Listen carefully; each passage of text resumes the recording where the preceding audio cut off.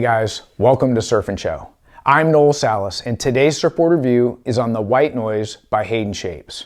Now this board's been on my radar for a couple years, and we've had a ton of requests for this particular board review. I've got two stock dimensions. I have a 5'8" coming in at 24.95, and then I have a 5'9" coming in at 25.5. You guys know I'm 5'9" and 160 pounds. This is going to be a great review, so sit back, get your favorite drink, and enjoy the show. Now, as we dive into the attributes of this board, I want to talk first about the Haydenshapes website. This board was developed for Craig Anderson more as a daily driver, and the wave range from the website's perspective is 1 to 4 feet. The next thing I do, if I want to review this board, is I look at the stock dimensions just like the rest of us. And it's always between two boards, and you can't decide which one to get. So I got the 5'8", which is on the low side leader-wise. 24.95 is probably the lowest I'll go on a polyurethane foam, right? EPS, not a problem. And then the 5'9" coming in at 25.5, that's dead on for me. Now I'm thinking, okay, do we go 5'8", 5'9"? Wave range is 1 to 4. This is me personally. I don't want to put the 5'9" in 1 to 2 foot surf. It's too long for me for it to grovel well.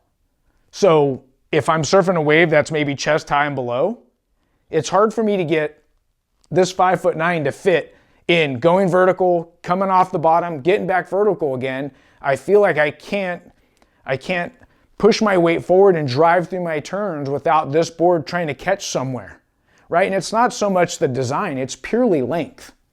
So that's why I grabbed the 5'8". And on the lower side leader-wise for me, I was wondering if it was gonna paddle good. All these thoughts are pretty familiar when you're trying to pick out which board you want in the stock dimensions. But some of the things that I want to talk about in this particular part right here is the rocker, right? It's got medium exit, it's continuous, and then it has medium entry. Or it could even be there's a little more flip in the nose and a flip in the tail. But the bottom line is we have continuous rocker. And boards that normally carry continuous rocker aren't fast enough, from my perspective, to be a 1 to 2 foot board. Now, I'll say this about the 5'8". I worked harder paddling, but the board carried great speed. And as the waves got smaller, I didn't feel like it lacked the speed that I wanted for a small wave performance board. But where I felt like I struggled is I took less leaders so I could get faster in transition. And it did that in 2 to 3, 4 foot. And it seemed like the bigger I chose the waves, bigger waves, this board started to excel more. Now the 5'9", when I stepped on that, instantly noticed that a little more than half a liter in flotation for my paddling.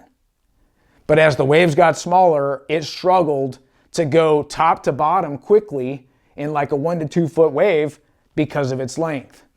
So right off the bat, this is my initial thought. Riding the 5'8", 5'9" carries great speed, and it can go good in 1 to 2 foot surf, but I'd probably want to order this custom at like 5'7", 19, maybe 2 5/16. So that's where I'm at with this board fitting in the 1 to 2 foot range. But when we got 3 foot and up, I really felt like this board started to shine, and we're going to talk about that next. Now, one of the main reasons why I liked it in 3 foot to even maybe a little overhead, and I want to push it further than that, is because of all the rail line it has. I talk about where the struggles are on the 5'9" and 1 to 2 foot surf. Well, when it gets 3 foot to 6 foot, I'm going to utilize that rail line to my advantage. I'm going to have a lot more rail to push off on the bottom, and it's going to throw more spray and give me even more speed off my top turn. So there is an appropriate place for me with a board that's length is 5'9". But when I talk about its speed and the rocker, it was carrying that. Now, concave wise, we've got a light single here to probably a moderate single here to a double between the fins to V out the tail. So it got on rail easy, and I could hold it on rail. And one of the things that I noticed about this board is it's very user-friendly. So for you intermediate surfers, even advanced surfers, this would be a great board to jump on and really sharpen your skills on driving off your turns and having enough flotation and rocker to ride it in like as a daily driver. Even it could be a lot of your guys' high performance shortboards. Now here in Southern California and the point breaks that I surf, I would have no problem pushing this White Noiz in 6 to 8 foot point break surf, right? Now, as the wave gets rounder, I might want to jump on the dark side or even the Black Noiz. Those boards are going to have more pulled in noses and tails. So this is carrying good surface area in both areas. That's why it's paddling so well. So for me, I really was thinking about this board for where I live. This would be a high performance shortboard for me. I feel like 5'8" and 5'9" could probably be okay in that 3 to 6 or 8 foot surf. But like I said, if I want to surf this smaller, I might just transition to an untitled or even a miscellaneous. Those boards have a little bit less rail line. They're carrying good speed and good performance. I would probably just shift gears towards the appropriate board in 1 to 2 foot surf. Now for you guys that want a one board quiver, I would say this is a great board, but it's going to struggle in the 1 to 2 foot surf with it just fitting in the tight turns. Now I want to talk about the fins I chose. I started with the new Jordies. Super excited when I got these. I'm a huge fan of the AM2s. So this is a large fin, and we're all asking what are the differences between this new fin and the AM2, or even Jordy's first set. So I noticed very similar rake, a tad thinner in the tip, so it's offering more release, right? And he kept the smaller center fin, so the board's nice and loose. So I got a bunch of waves with these and it felt great. I like a raked fin on boards that have continuous rocker. I really believe it's a great offset. Rocker at times makes the board real loose and it gives us traction, and then I can offset that little bit of drag that rocker creates with a fin with a bit of rake, so I can get more drive off the bottom turns and top turns. So those felt great. The next thing I tried was the Haydenshapes generation fin. Now this is a speed generating fin. I even rode these fins when the waves were overhead. Now this is a lot more upright, so it's pivoting faster, and I really liked this particular fin when I stepped into the 5'9". Why? We're adding rail line and we're making this, that makes the board a little bit delayed in my turns. So how do I offset that? Let's go with a pivot fin and let's get it to pivot better. And these felt great. I'm a huge fan of Haydenshapes fins, right? I use them in a lot of different boards. And then I tried something new. This is Naked Viking. And what I've been hearing about these fins is they're not only affordable, but the quality is good. This is what they call the Apex series. So this is a fiberglass fin and it has an epoxy resin, and they feel a bit more lively underfoot compared to a polyester resin.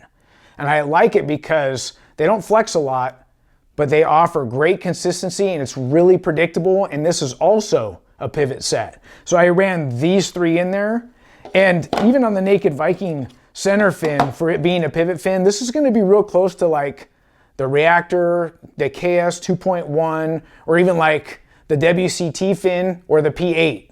But you know what I liked about this is it has a smaller center fin, so it keeps the board nice and loose and the tail playful. So it didn't matter what fins I put in the White Noiz, it just went good. So now I want to talk about this construction Haydenshapes calls PEC. So it's a polyurethane foam with epoxy resin. Now we're all used to a polyurethane foam with a polyester resin, so that makes it different there. And then the C in PEC is composite stringer. So this isn't a wood stringer. This is a layer of high density foam. Picture a big sheet of it. And then they take the carbon and they laminate both top and bottom, and then they cut out a stringer from that lamination on the high density foam with carbon, and they attach the PU foam and create this composite stringer. Now, what is that supposed to do? Well, it's supposed to have great torsional flex, and it's supposed to offer better pop compared to a normal wood stringer and give you that pop longer for the life of the board compared to a normal PU or even a PE construction. So how did it feel underfoot? I noticed a bit more pop and projection, and we could attribute that probably to the epoxy resin and the composite stringer compared to a normal polyurethane foam polyester resin with a wood stringer. Now, one thing that kind of really caught me off guard was transitioning from the 5.8 to the 5.9 and back to the 5.8. Man, I could feel the consistency in the design and in the pop and flex. So what I'm saying is, I can't tell you how many boards I've had that they're the exact same model, same dimension, shaped at the same time. They all have the polyurethane foam with a polyester resin and a wood stringer, and they don't surf anything alike. So for me, I was like, wow, these boards, there's no doubt I'm on the White Noiz. And even though they're a little off in dimensions, they felt very similar. So I'm pretty stoked. PEC, solid in my book. So let's look at some waves on the 5.8. You can see quick get up and go. That's a nice wave. Good projection over that section right there. Nice top turn, throwing lots of spray. This left, I really like how this board rolled over on rail and I could hold it, pick up speed again, finish it well. Nice bottom turn, vertical, right into a roundhouse without hesitation. So the board has good flow. This is a little bit smaller wave. I just wanted you to see how the board's coming off the bottom and off the top and holding good speed. So let's look at the 5.9. Smaller waves, I'd say this is 2-foot wave. Little check turn right there, come off the bottom. You can see it's taken a lot more out of me to get this board to do what I want it to do. It's not a design thing. I just feel like the 5.9 in length makes it tough in a small transition. You can see it backside here. You can see it's good rail to rail, carrying decent speed, but not vertical. Now on this right overhead, this is when this board started to shine for me. That's why I say it's more of a daily driver / high performance board. Nice getting the tail free right there. That felt good. Here it is coming off the bottom. Nice spray. Solid turn right there. Coming off the bottom, vertical, able to finish it well. Well guys, I hope you enjoyed today's review on the White Noiz.